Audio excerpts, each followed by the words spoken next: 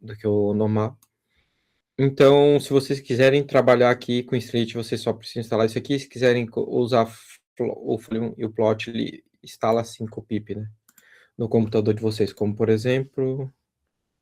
Deixa eu ver, eu não tô com a tela compartilhada. Deixa eu ver o que eu faço aqui.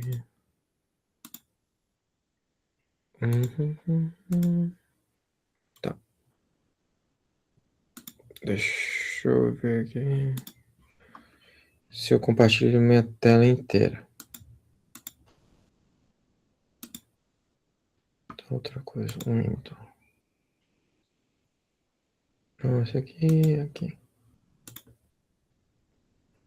Vocês estão vendo a tela inteira e se eu trouxer o terminal aqui aparece? Não, não aparece terminal. Tá, então deixa eu fazer de novo aqui.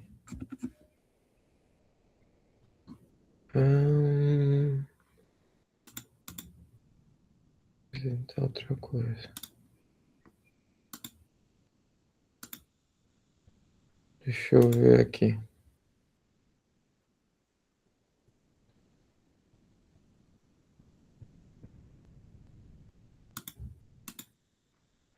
Vamos ver aqui. Agora vocês estão vendo aqui o terminal, né?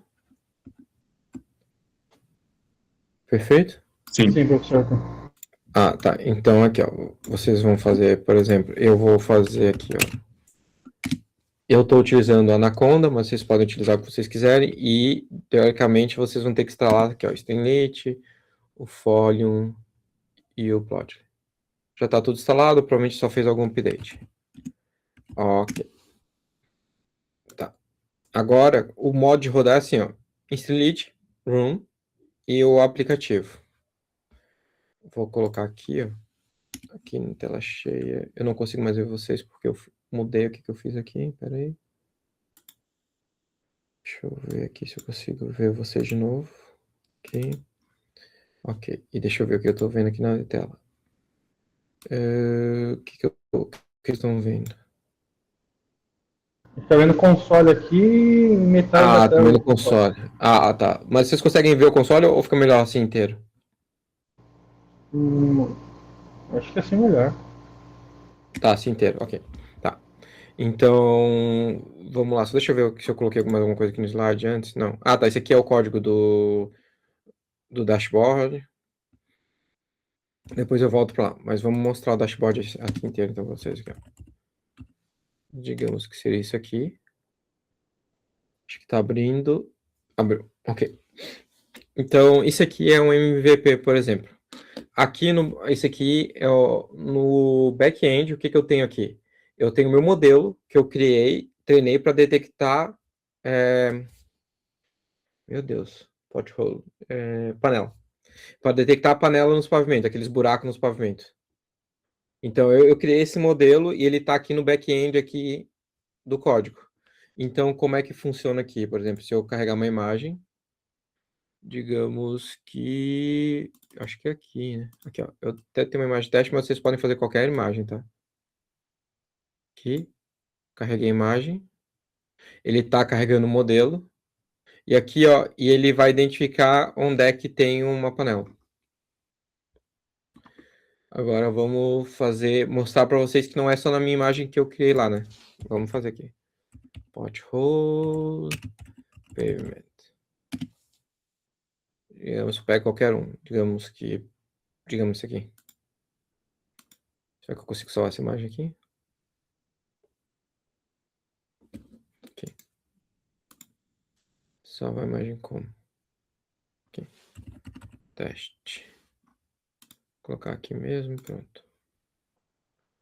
Bom, agora eu vou voltar lá para o meu softwarezinho, vou abrir aqui, vou lá em Pictures, tem essa teste aqui, ó. Vamos lá, eu vou carregar outra imagem.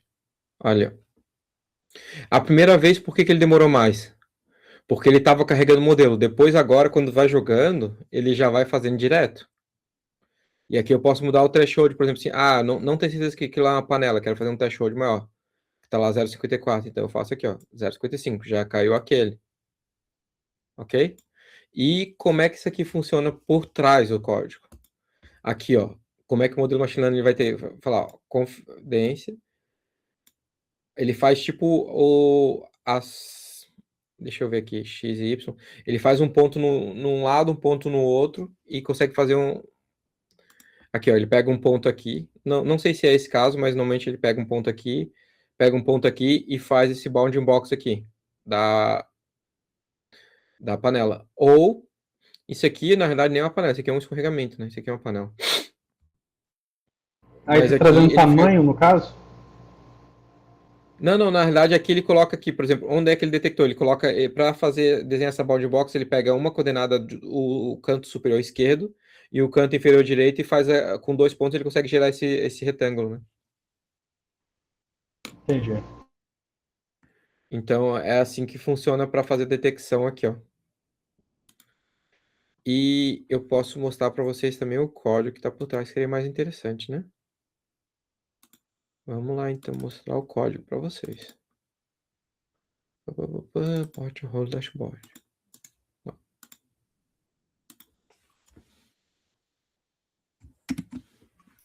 Esse aqui é o código, tá? E isso aqui não precisa. Isso aqui eu posso tirar, isso aqui é só para ficar bonitinho. Isso aqui é só para poder utilizar o sistema, poder carregar o modelo e fazer tudo. Aqui é para carregar o modelo. Esse código todo aqui é só para carregar o modelo. E aqui vocês viram que eu uso esse cache aqui. O que acontece? Na primeira vez que tu carrega o modelo, faz load, ele demora bastante para carregar o modelo e os pesos. Depois, a segunda vez, se eu jogar outra imagem ali, por exemplo, aqui, ó. Digamos que eu pego outra imagem aqui, ó. Essa aqui.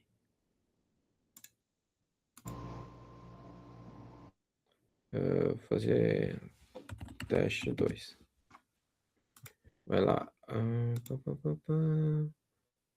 Feature. Teste 2 aqui, ó. Ó, é quase em tempo real, vocês viram? E a primeira vez demorou, porque aqui, se eu mostrar aqui no código, é isso aqui que está fazendo, ó, o modelo fica em cache. Então o modelo já está carregado, ele só vai rodar de novo. E o resto do código é só para poder ter a plataforma bonitinha, colocar aqui a seção, essas coisas. Isso aqui depois eu posso disponibilizar para vocês, mas é só para vocês podem fazer isso aqui qualquer modelo, tá? Eu mostrei aqui para Porthole, aqui, mas aqui vocês podem fazer qualquer modelo de visão computacional. Carrega o modelo ali, claro que vai mudar aqui, vai mudar. Isso aqui não muda, mas, por exemplo, vai mudar aqui o nome do objeto. Mas se for só alguma coisa que vocês estão fazendo, vocês podem utilizar isso aqui para qualquer outro modelo de visão computacional e ele vai poder utilizar do mesmo jeito. Digamos que tem mais de uma classe. Então, isso aqui, em vez de ser potholes, vai ser itens detected. Coloca aqui 2 pontos, daí coloca o nome do item e a quantidade, o nome do item, quantidade, mas você só muda um pouca coisa no código. Então, isso aqui, olha só, deixa eu ver quantas linhas são isso aqui. É um código de 155 linhas.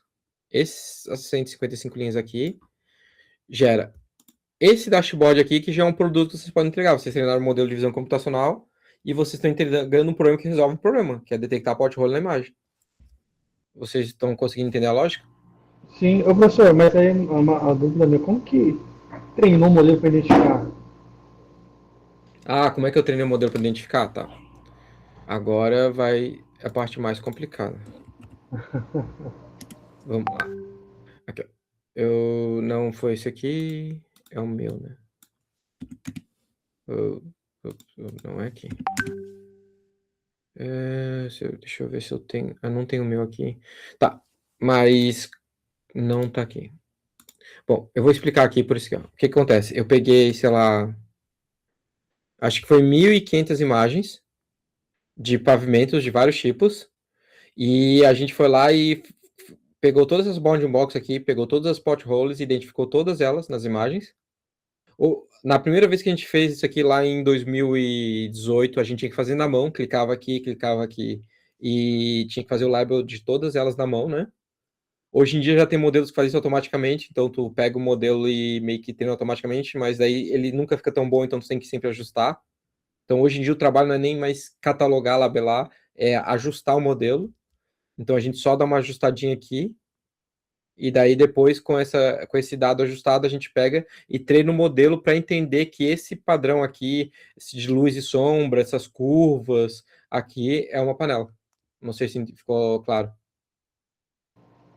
Você catalogou praticamente as imagens, né? E classificou. Exato, exato. Mas são, tipo, tem que ser Cada milhares de imagens com vários ângulos diferentes, com vários tipos de luz, sombra, com água, sem água. Porque, por exemplo, se todos os potholes tiver água aqui, ele vai detectar que a pothole tem que ter água. Então, um dia que estiver seco, ele não vai detectar.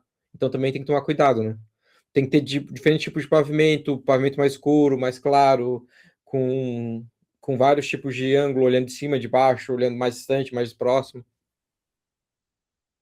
Então a gente ensinou isso pro modelo e o modelo acaba identificando o que é uma pothole e o que não é. Não, ficou claro agora. Tá. Esse aqui é uma coisa que dá para fazer bem simples e vocês podem. Isso aqui resolve vários problemas que vocês precisarem. Agora eu tenho outro dashboard que eu criei. Deixa eu ver aqui. Vou parar esse aqui, que já foi aqui. E vou fazer o outro do. Agora é o NVDA. Acho que é esse aqui. É, aqui. Deixa eu ver. Ah, eu não coloquei com zoom in, zoom out. Devia ter colocado o plot. Aqui não tá com plot, tá? Mas esse aqui é um dashboard que é bem legal, que ele utiliza uma imagem de satélite do Sentinel-2 para calcular o NVDI, por exemplo, de uma cidade que aqui seria Florianópolis. Eu tinha colocado antes para buscar aqui a cidade e clicar aqui, a pessoa poder fazer, só que acontecia que quando ele ia baixar a imagem do Sentinel, ele acabava demorando muito e caía, e não dava, mas vocês podem fazer isso também, tá? De buscar para qualquer cidade com dados satélite. Por exemplo, aqui no Rio de Janeiro, aqui, ó. Olha, que legal, o Rio de Janeiro é mais verde que Florianópolis, ó. Vou ver o centro de Florianópolis, pelo menos. Ah, não, mas aqui, ó, esse aqui a gente tá mentindo um pouco, ó, com estatística. Ó. Aqui parece que o centro de o Florianópolis tem menos verde do que o Rio, mas se vocês não observarem, esse vermelho aqui é tudo mar, ó. Então, no mar e lagoa. Então, acontece que a zona que a gente tá mostrando aqui parece... Rio de Janeiro também tem bastante, mas aqui a gente tem mais predominância de mar do que aqui, se olhar aqui no Land Cover, ó. 44% de mar em Florianópolis aqui na imagem, e aqui no Rio de Janeiro tem 29%. Então, obviamente, o NVDI vai ser maior, né? Ok? Então, isso aqui é uma coisa que dá para fazer legal. Quando vocês falam, eu falei de NVDI, mas vocês podem criar um modelo para, por exemplo, identificar plantações, para identificar rodovias com imagem satélite do Sentinel, e baixando daqui direto. E deixa eu ver se eu mostro o código para vocês aqui. Aqui. NVDI, tá aqui o código. Esse aqui já é um código um pouquinho mais complexo, tá? Porque ele, deixa eu ver quantas linhas, 177, mas ele é um pouco mais complexo, que ele vai baixar o dado direto do Sentinel. Se eu não me engano, baixa do Sentinel, agora não tenho certeza. Restreio. Fala. Alguém perguntou alguma coisa? Pode falar, Pedro. Professor, uma dúvida. Pensando já no problema que a gente tem que desenvolver, eu moro na cidade aqui em Juiz de Fora, a gente teve um problema muito grande com chuva agora no início do ano. E, cara, isso tem várias ruas aqui que estão interditadas ainda, acabou adensando muito problema de trânsito aqui na região da cidade, aqui na cidade como um todo, tá? Só que os dados, eu acredito que a gente não vai ter os dados tão atualizados, assim, eu vou ter a interdição de uma via, alguma coisa. A gente, de alguma maneira, a gente consegue prever esse impacto, ainda que não tenha os dados reais, através de algum modelo de simulação. Por exemplo, a rua, vamos supor, a cidade alta que a gente chama, né, que é a parte alta da cidade, ela tinha 3 acessos, hoje em dia está trabalhando com um só. Os dois estão interditados. Tem como desenvolver algo do tipo nisso tudo, até para pensando que talvez pode até compartilhar depois com a prefeitura e tal, ideias de melhoria, de remanejamento, sabe?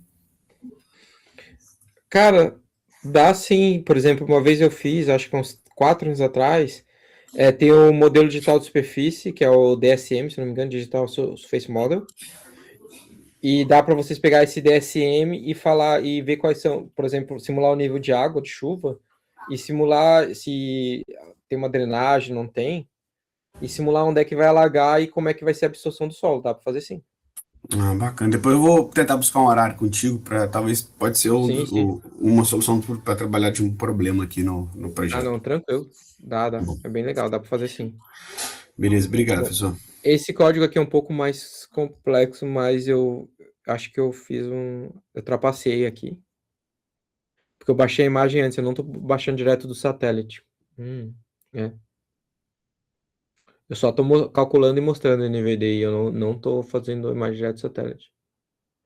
Então aqui ficou mais fácil, mas é um trabalho um pouquinho mais difícil, tá? Eu vou colocar esse código lá para vocês também, para vocês utilizarem.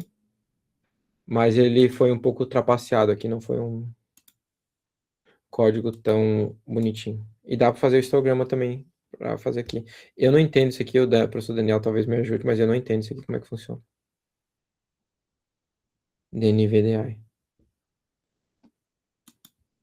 Confesso que eu Então, não entendi muito a proposta desse teste aí. esse aqui é para usar a imagem de satélite para calcular a área verde, que o NVDA é a área verde, né? Ah, tá. A área onde tem floresce, na verdade. Não é verde, né? Teoricamente é onde tem vegetação, né?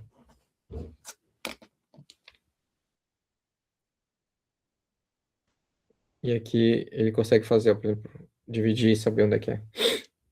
Inclusive, para o Pedro, que falou agora, com isso aqui, ó, tu consegue saber mais ou menos como é que é a absorção do solo. E se tiver um modelo aqui de elevação digital, um DSM, pode ser também um DTM, mas o DTM é Digital Thermal Model. Eu acho que da superfície é melhor, porque vai ter prédio, essas coisas também, talvez um DSM. Vocês conseguem saber onde é que a água vai acumular e vocês podem calcular onde é que é a absorção de cada ponto e saber onde é que teoricamente vai ser as zonas que vai alagar. Tá, Pedro? Utilizando isso aqui. Bom, eu acho que eu tinha visto só essas coisas para aula. Deixa eu ver. Esse aqui é o código, alguma coisa aqui. Não, vou mostrar.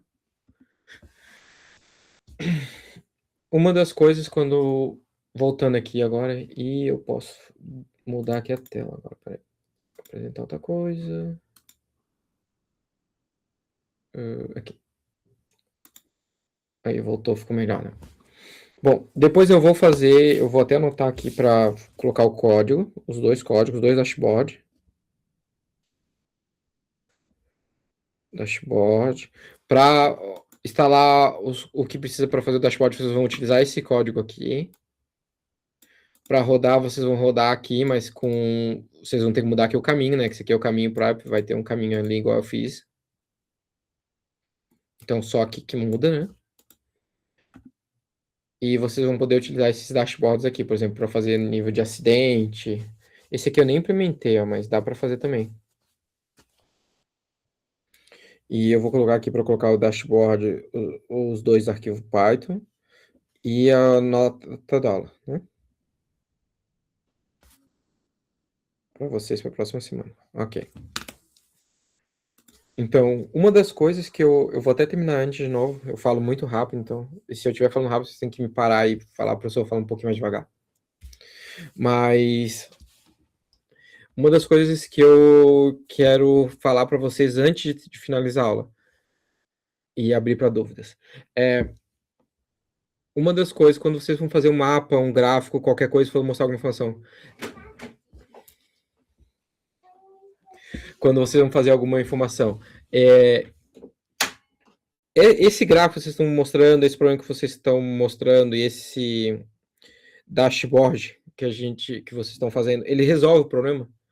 E esse problema é real. Esse que é um detalhe. Eu acho que até teve um aluno aqui da disciplina que ele mandou um problema que era bem interessante, eu achei super legal, mas eu fiz aquela coisa de advogado do diabo com ele. Eu fiz várias perguntas para ele parar e pensar assim, tá, mas eu estou resolvendo algum problema mesmo que faz sentido, que é relevante. O meu problema para ele parar e pensar, principalmente assim, ó, quando ele for desenvolver a solução dele já vai ser bem mais robusta porque ele já tem toda aquela bagagem, que ele já pensou em tudo que não faz sentido, que não pode dar errado, já pensou em várias coisas, então ele acaba desenvolvendo muito melhor. Então você tem que parar e pensar. Quando for resolver um problema, assim, pense em, tá, mas isso é realmente um problema? Eu estou resolvendo o problema daquela pessoa? Porque muita gente resolve uma solução com uma técnica muito avançada, mas ela não resolve o problema ou não faz sentido para aquela questão que vocês estão tentando resolver. Outra coisa, quando vocês for entregar um gráfico, um projeto, alguma coisa, alguma pessoa que é não técnica, que não está naquela área, por exemplo, eu fiquei falando da NVDA ali, mas não expliquei o que é NVDA. Não, quem não trabalha com isso não sabe. Então, eu fiz um erro ali. Eu devia ter colocado uma legenda, ou. Ah, não volta aqui. Tá, não tá aqui. Ou eu coloco uma legenda, ou eu explico alguma coisa, porque senão não vai fazer sentido. E os dados espaciais estão normalizados, senão vai ter aquela coisa de eu falar que Copacabana é mais arriscado que Botafogo e não é. E as cores também, para tentar fazer cores acessíveis, principalmente pessoa que tem baixa visão, por exemplo, eu enxergo muito mal, eu tenho 1,5 grau de miopia, eu só uso óculos quando eu preciso. Ou para dirigir essas coisas, senão eu não vou usar óculos, que eu tenho preguiça de ficar carregando, tirando e tal. Então, se a pessoa fizer um gráfico com um texto muito pequeno, eu não vou conseguir enxergar. Então, aquilo lá não vai estar entregando nada de valor para mim. E também o título, a legenda, se aquilo lá está informando alguma coisa e se faz sentido. Então, vocês têm que parar e olhar assim, mas muita gente, a gente cai naquela coisa que a gente conhece o problema, a gente sabe que o problema está lá e a gente não explica direito e vai falando.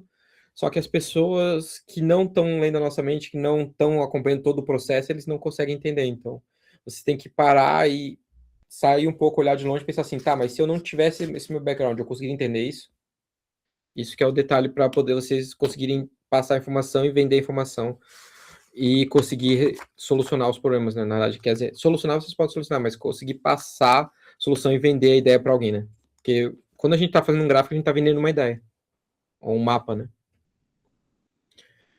Então, tá, eu não vou olhar muito mais sobre isso. E outra coisa que eu quero falar é assim, menos é mais. Então, quando vocês colocam muita informação no gráfico, acaba que muitas vezes ele fica ruim. Então, quando coloca só a informação relevante para interpretar aquilo. Pronto. Eu não vou falar sobre isso, mas eu já falei muito, mas... foi o que eu falei lá no início da aula. Quando quiser fazer uma coisa mais rápida, usa o Matplotlib para fazer para artigo mais qualidade de Seaborn, mapas estáticos de Pandas, interativo Folium, gráficos interativo Plotly, dashboard pode usar o Streamlit. Ok. Eu acho que é isso. Eu vou frisando novamente para quem não teve lá, tinha pouca gente, acho que eu vou até voltar lá no início, mas é 3 minutos, um slide, e vocês vão ter que apresentar o problema de vocês em só 3 minutos, um slide, vocês vão ter que apresentar tudo o que vocês vão fazer. Eu vou voltar lá no início, mas se alguém tiver alguma dúvida já pode ir perguntando agora, e se o Daniel precisar de algum tempo também pode falar, Daniel, pode abrir o microfone aí e falar. Mas essa aqui é a proposta que eu coloquei aqui, ó.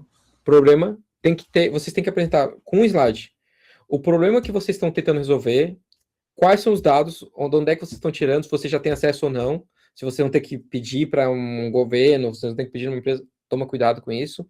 Se você não tem que trabalhar com esses dados, ok, como vocês vão trabalhar, a metodologia approach e o impacto. É isso que vocês vão ter que ter no projeto de vocês. O impacto pode ser positivo ou negativo, tá? Pode ser positivo, assim, aumentar em tantas horas, alguma coisa assim, ou pode também ter um impacto negativo. Então tá lá, o Luiz Araújo perguntou alguma coisa, pode falar?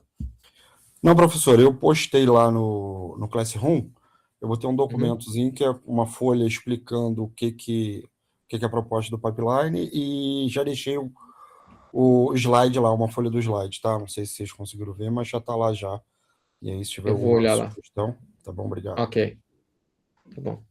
Alguém tem alguma pergunta sobre o problema da aula que vem? Isso é muito importante, porque a aula que vem, quando você vai apresentar o problema, vocês vão ficar desenvolvendo isso até o final e vai ser a nota de vocês, vai ser o trabalho. Se vocês resolverem um problema que não for relevante para vocês ou para a gente, vocês vão estar perdendo tempo de vocês. Então, se alguém tiver alguma dúvida, quiser perguntar sobre algum problema, quiser perguntar alguma coisa, pode falar. Agora. E se o professor Daniel quiser falar alguma coisa sobre o problema ou sobre a solução? Professor, eu tenho um problema que preciso resolver lá na empresa, que é o seguinte, vai influenciar diretamente na questão de georreferenciamento.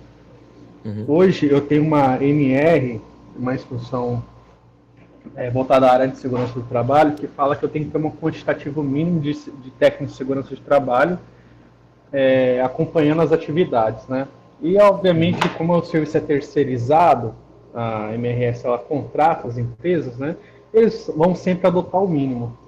E aí, qual que é o problema, né? Como eu tenho muitas equipes distribuídas ao longo dos 3 estados, eu preciso entender aonde é o lugar mais crítico para mim alocar esses técnicos de segurança para acompanhar a atividade de uma maneira mais próxima.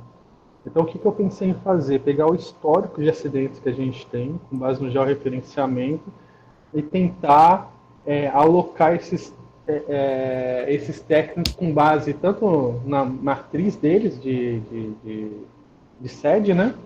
E qual que é a proximidade dos locais mais críticos para alocar esses técnicos, dado que eu tenho um quantitativo ali máximo, né, de pessoas. Uhum.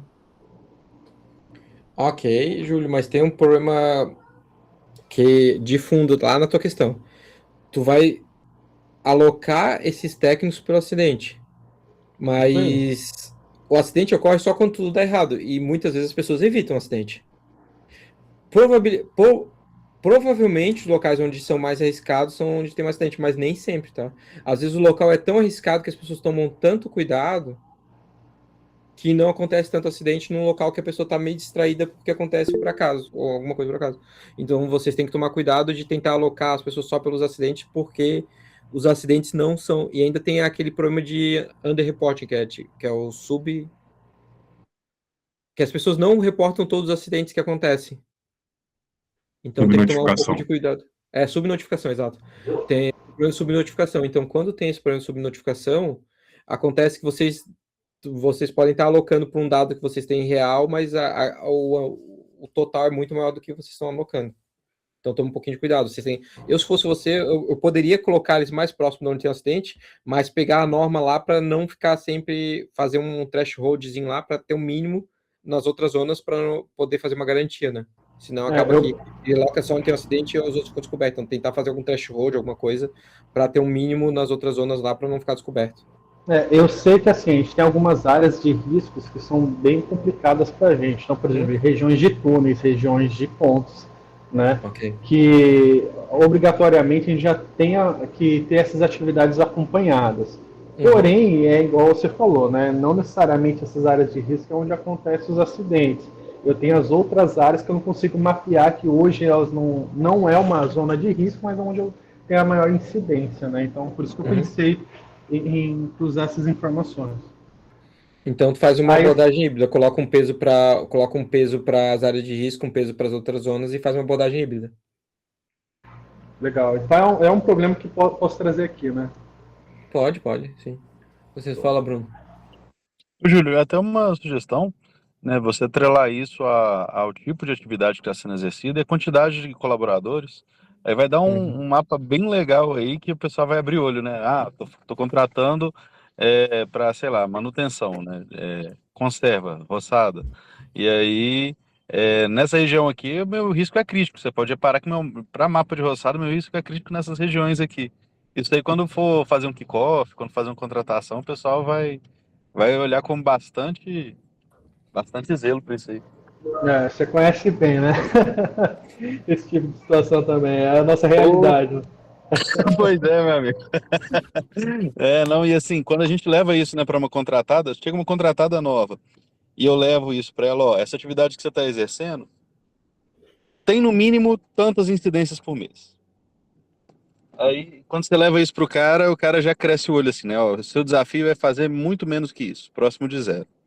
Mas esse é o risco que você tá correndo já. Aí o cara já olha assim, né, com mais atenção. Não, comigo não acontece, porque eu tava. Quando você assina uma OS, o pessoal fala, né? Não, comigo isso não acontece, comigo é diferente, né? Mas fazendo isso aí, a gente já tem um olhar diferenciado aí para segurança. É bem legal, muito legal a iniciativa. Perfeito. Mais alguma coisa? Professor, acho que o professor Daniel queria ver alguma coisa. Mas mais alguém quer falar alguma coisa, não? Quer perguntar alguma coisa, não? Que o Bruno tinha mão levantada, mas acho que foi só para fazer essa anotação. Alguém tem alguma dúvida sobre o programa da aula que vem?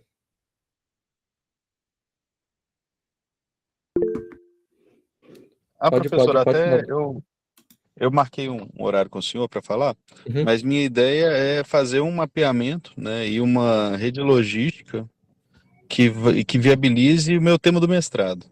Assim, né, eu estou fazendo um teste. Perfeito, melhor rede. Eu estou fazendo um teste para a escória de aciaria né, de uma usina em um lugar. E aí, Uhum. com valores de mercado, né, e aí eu tenho acesso a custos, né, enfim, consigo fazer uma matriz de Uhum. custo, falando, né, qual que é o raio de viabilidade de aquisição disso para cada uma das usinas que eu tenho disponíveis ao longo da minha malha. Aí eu consigo fazer, né, vamos pôr assim, num primeiro momento, né, de qual seriam as fontes de material e a viabilidade e empregabilidade dela ao longo da malha por distância de transporte. Uhum.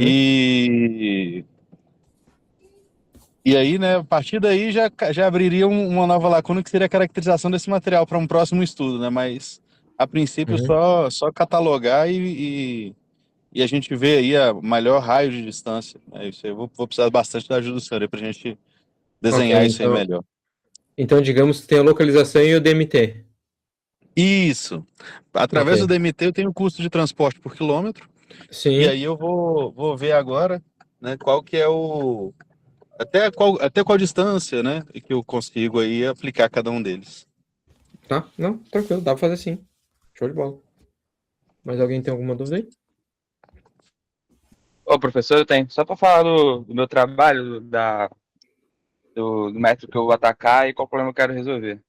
O professor Ivaldi, ele me passou uma planilha que tem pesquisas OD que foram feitas no Rio de Janeiro, com as Uhum. variáveis e fator de expansão na planilha. Aí eu tô pegando essas planilhas e tô jogando num espaço vetorial latente, tá? Para ter correlações desses estados, dessas variáveis e dos modais, tipo ônibus, trem, etc. Uhum. Para explicar melhor as relações de cada eixo AD, para você, tipo assim, não só ter uma probabilidade de cada modal ali, mas você explicar o que naquele modal realmente está sobrecarregado ou não. Já estou com os dados, já rodei algumas coisas e, Uhum. tipo assim, teve algumas coisas interessantes que eu fiz uma pesquisa aprofundada e vi em outras pesquisas que apontam esses gargalos, tipo, em alguns eixos tipo assim, do Rio de Janeiro, Baixada, Queimados, Caxias, tem um grande problema de superlotação em ônibus municipais e, tipo assim, no meu método ele propõe que diminua os ônibus e aumente a questão de ônibus intermunicipais, entendeu? Aí eu faço uma questão de usar entropia e outros métodos estatísticos para poder correlacionar isso. E tem uma questão Uhum. de superposição. Para entender Uhum. esses gargalos e, tipo assim, quando a gente joga isso no espaço, eu estou usando um espaço abstrato e multidimensional para poder correlacionar isso, a gente tem uma explicação melhor dessas variáveis, entendeu? Como um todo. Aí eu Uhum. quero atacar isso, aí eu estou usando o OpenStreetMap, fazendo quase como se fosse arcos ali para fazer essas ligações no mapa. Ok. Mas aí tu está considerando também o custo e o conforto, o nível de serviço de cada um? Tipo, Não. a planilha que o professor manda, toda essa pesquisa já é considerada, entendeu? Foi uma pesquisa que ele Ah, me ok. disponibilizou. Pesquisa Não, do Rio, tranquilo. tipo assim, foi uma pesquisa que ele já colecionou tudo isso. Eu só estou pegando as variáveis e aplicando no método. Ok, ok. Beleza. Mas alguém tem alguma dúvida? A gente tem mais 10 minutinhos se alguém quiser discutir alguma coisa aqui.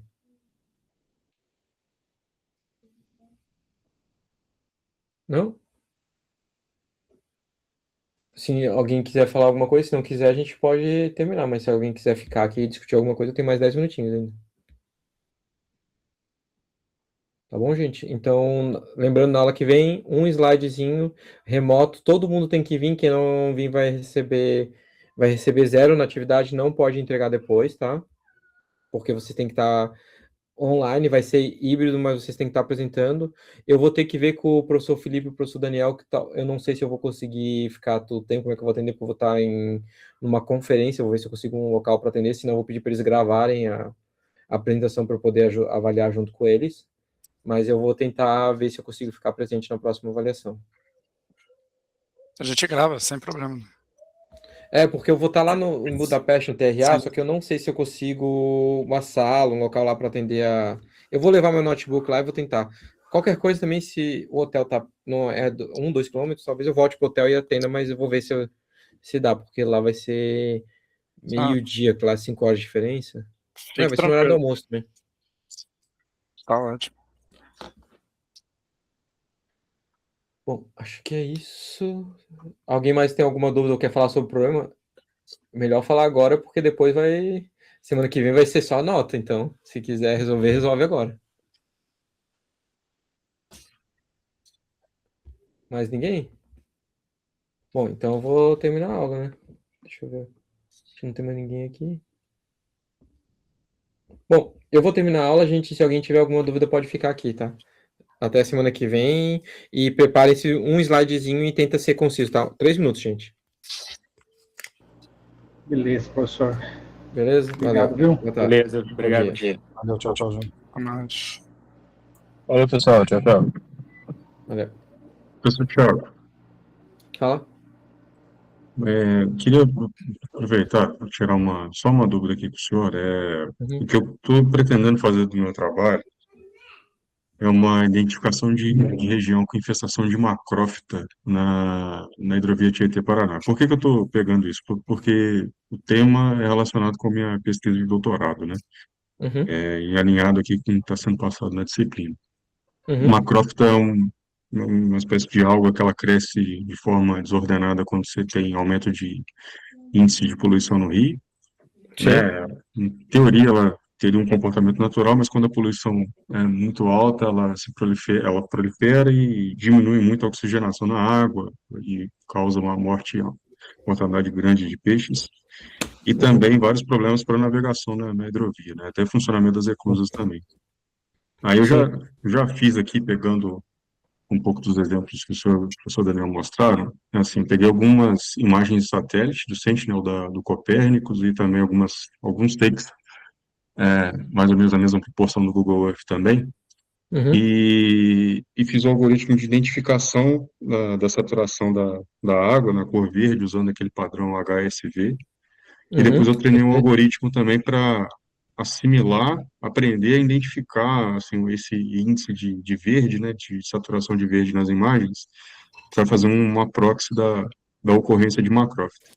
Então, a minha ideia assim, de problema a ser tratado é essa, assim, é conseguir estabelecer métodos de identificação, até de prevenção, ao invés de deixar o estado ali da água ficar numa condição muito ruim, né, você já poder atuar preventivamente e ter medidas aí para tentar reduzir a infestação, né, do problema, que tem ficado aí recorrente, até tem saído algumas notícias na mídia. Então, a minha ideia, assim, de proposta do trabalho para essa disciplina seria essa. Tem relevância, assim, na visão do senhor, do Coronel Felipe também? Tem relevância a um detalhe. Tu tá usando só HSV, então tu não tá utilizando, só tá utilizando a visão computacional com a parte da imagem, processamento de imagem, né? Exatamente. Uhum. E depois usando um Randall Forest para identificar, para aprender exatamente a identificar esses padrões.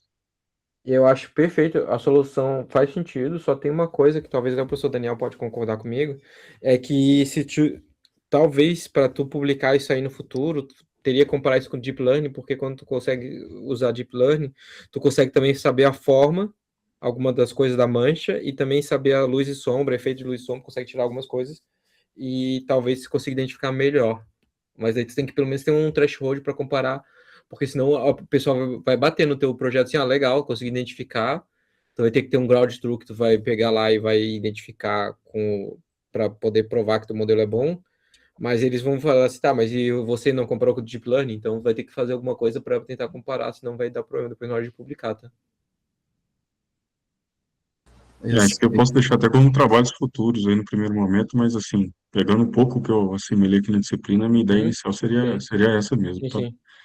Não, tranquilo. Ô, Daniel, o que tu acha, Daniel? Pode explicar de novo, Thales, fazendo um favor, só para eu ver se eu entendi. Claro, professor, sem problema. Assim, meu projeto de pesquisa ele tem a ver com desenvolvimento de soluções para o planejamento de capacidade logística da hidrovia Tietê-Paraná, né? E aí, vinculando o tema de pesquisa com o que foi abordado aqui na disciplina, eu tentei abordar o caso da proliferação de macrófitas. Macrófitas são uma espécie de alga ali, e elas crescem, né, ali na região de rios, né? E lá, especificamente na hidrovia, você tem tido, nesse ano, por exemplo, desde o início do ano, um problema de proliferação muito exacerbado aí desse organismo. Então, a minha ideia é fazer um trabalho, um método de identificação dessa infestação por imagem de satélite. Então, eu usei bases aí, alguns frames do do Sentinel do Copernicus e também peguei alguns frames, algumas imagens do Google Earth. Fiz um trabalho de detecção da intensidade de verde das imagens, depois usei também um algoritmo de Random Forest para prever, né, a classe ali se estava com infestação ou não, né, nas imagens que eu usei. Então, o problema que eu queria tratar é exatamente esse, ter uma metodologia para identificação de infestação por macrófita, né, das imagens de satélite, até uma ferramenta aí que ajude na atuação mais preventiva em relação ao caso. Entendi. Acho que tá dentro, assim, né? Mas acho que dá uma linha forte aí para publicação seria você comparar entre os métodos clássicos aí de aprendizado de máquina e arquitetura de aprendizado profundo, né? Para fazer esse mapeamento dessas macrófitas aquáticas aí, né? Principalmente em ambiente tropical, né? Que aí já dá um diferencial. Você está falando aqui de ambiente tropical, às vezes o pessoal faz esses estudos em outro tipo de ambiente, né? Só de estar mudando o ambiente já tem um peso aí, né? É a Randall, né? Que você vai usar, né? Você está usando, né? Na verdade, eu posso usar outros métodos, até pegando sugestão aqui. Eu fiz, até pelo tempo que a gente não tem muito, né? Eu peguei primeiro um classificador Random Forest para ver se ele conseguia assimilar, né? Aprender os padrões ali e fazer a predição sobre os padrões das imagens. Mas posso usar outros métodos também. Não, porque assim, o Randall Forest ele ainda é bem competitivo, né? Embora o estado da arte já migrou aí para essas CNNs, a UNET, Deep Lab V3, Vision, Transformers VT, né, e etc. E os modelos fundacionais geoespaciais principalmente, né. Que dá para você tentar fazer, não agora, eu acho, né, porque agora não vai dar tempo, mas para a sua tese é você tentar ver como que o Random Forest compete ainda com esses métodos, essas técnicas de Deep Learning, né, para mapeamento de macrófita, sabe? Aí você vai ter uma relevância. Eu posso usar uma CNN. Desculpa, professor. Não, então, porque a CNN, tudo bem, pode ser tal, é que a CNN ela já está batida, né, nesse aspecto, né? Hoje o que tem, assim, de mais interessante, né, tudo é interessante, né, mas, assim, de mais novo, né, dentro desse viés aí, seria esses modelos fundacionais, sabe? Aí eu acho que você teria uma tese mais competitiva, né, para poder publicar em quales de alto fator de impacto, né, em revista de alto fator de impacto. Né. Thales, só para complementar, se fizer o Random Forest e usar, por exemplo, um SAN 2 e comparar junto, que é muito fácil de fazer, o SAN não faz quase nada, talvez tu consiga fazer uma publicação boa e seja uma bem peso. O Daniel falou a mesma coisa que eu falei, Daniel. Eu falei a mesma coisa, comparar com o Deep Learning. Mas assim, por exemplo, você tem muitos dados ou você tem poucos dados? Eu tenho poucos dados, na verdade. Então vai ter que ser Random Forest, porque Deep Learning para a disciplina vai ter que ser. Precisa de muitos dados, né? Então você vai ter que ir para o Random Forest. Eu penso mais voltado à disciplina aqui mesmo, por enquanto, até a minha falta de conhecimento no tema aqui, né? Para mim, o processamento assim, os algoritmos de inteligência artificial, eu conhecia muitos deles, mas assim, a aplicação aqui para processamento de imagem, para mim, é algo novo. Aí eu estava pensando mais nessa linha, mas assim, dá para complementar e fazer algo mais profundo depois também. E aí, se eu puder depois mandar até as sugestões, eu mando um e-mail aqui para o professor Thiago também, posso elaborar melhor depois. Porque aí dá para incluir o Sentinel 1, o Sentinel 2, série temporal, os embeddings aí de modelo fundacional, dá para fazer várias coisas também. Depende do teu ânimo. Mas para a disciplina eu acho que o Random Forest tá legal, né, Daniel? A disciplina acho que vai. A disciplina vai. É a solução também, né? Porque como ele tem pouco dado, não dá para usar Deep Learning. Sim. Valeu. Mais alguém quer perguntar alguma coisa? Não? Sim. Alô? Vocês estão me ouvindo? Então. Bom dia. Thiago, eu ia aproveitar aqui para compartilhar aquela ideia inicial ali com o Coronel Felipe e o Daniel sobre o estudo daquelas pontes ferroviárias que a gente conversou uma semana atrás. A minha dissertação é na área de gestão de manutenção de ponte ferroviária, né? Então, hoje eu tenho em torno de 900 quilômetros de ferrovia, aproximadamente umas 300 pontes e viadutos distribuídos ao longo do trecho. Então, assim, eu tenho resultados de inspeções anuais, tá? De 2023 até a data presente. E o que eu estou tentando conectar com a nossa disciplina aqui, e que hoje também amadureceu um pouquinho mais, eu lembro que na nossa primeira aula lá, a gente tá falando muito sobre aquelas imagens ali que a gente tinha algumas áreas de influência, né? E qual que era a minha ideia? A gente tem ali que o resultado da inspeção, né? A inspeção hoje ela varia de nota 0 até nota 5. 0 muito ruim e 5 a condição excelente. Então, por exemplo, eu tenho ali em torno de 30 notas 2, por exemplo. Eu pegar essas aí que a gente classifica como ruim, que teria que ter uma intervenção segundo a BNT 9452, distribuir ela ao longo da malha ferroviária e fazer justamente essas áreas representando ali a agressividade ambiental em função da criticidade do resultado da inspeção de cada um. Uhum. Essa era a ideia inicial, sabe? E hoje na nossa aula, eu vi também aquela parte de mapa de calor, né? Então a gente poderia, às vezes, pensar também em distribuir isso em forma de mapa de calor ao longo de 900 km de ferrovia. Eu estou pensando em ir por esse caminho aí, queria saber de vocês o que vocês acham, porque esse poderia ser um pontapé inicial ali que pode complementar o estudo que eu estou fazendo, né? E atender também a expectativa da matéria aqui. Aí eu queria compartilhar e escutar a opinião de vocês agora. O problema do mapa de calor é que ele é muito pouco preciso, né? Daí dá para fazer, mas acabava que ele é muito pouco preciso e capaz. Porque quando você deu o zoom, né, que você foi mostrando um ponto, né, veio isso justamente na minha cabeça, né, o ponto ali seria a nossa ponte, né, eu tenho a condição dela, aí eu tenho uma área que vai acelerar ou não essa degradação dela, e aí esse mapa de calor seria essa conjunção, né, do ambiente que ela está e da condição que ela está naquele momento. Mas daí eu acho que não seria relevante o mapa de calor, seria um buffer, né? Tu faz o ponto, coloca a informação quando clicar no problema, mas seria um buffer. O mapa de calor, ele é para mostrar uma relação de distância. Acho que seria um buffer, seria mais interessante, né? Entendi. Porque quando você fala relação de distância, eu estava imaginando a distância de uma área que tem uma determinada agressividade ambiental para a próxima área que tem outra agressividade ambiental, sabe? Porque a ferrovia que eu estou comentando com vocês, ela sai do Espírito Santo e vai até Belo Horizonte. Então a gente sai de uma região de mar, de influência ali da marítima, até o interior de Minas Gerais. Bom, essa ideia do mapa de calor apareceu hoje, tá, Thiago? A gente nem falou sobre isso semana passada. Sim. Não, é isso que eu ia falar. Eu acho que tu vai ter que... Então faz o seguinte, gera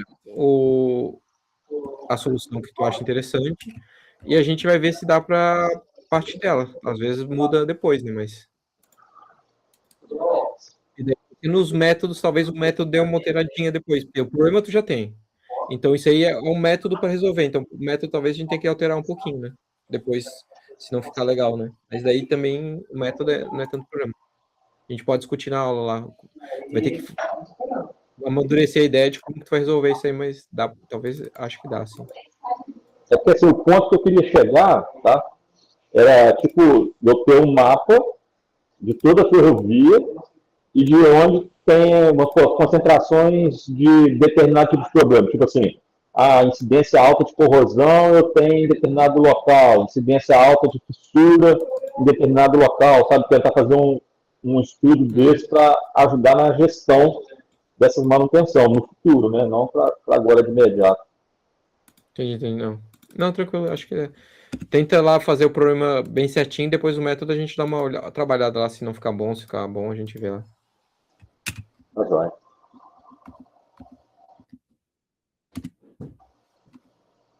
Beleza, então, Silvio. Obrigado, né? Beleza? Tá certo? Então, mais alguém tem alguma coisa? Eu acho que dá para encerrar, né? Já passou do horário bastante, então. Isso aí, gente. Valeu e até a próxima semana lá, na apresentação. Vou ver se eu vou estar remotamente, como é que vai ser. Ah, tá. Tá certo. Então, valeu. Tchau, tchau. Até.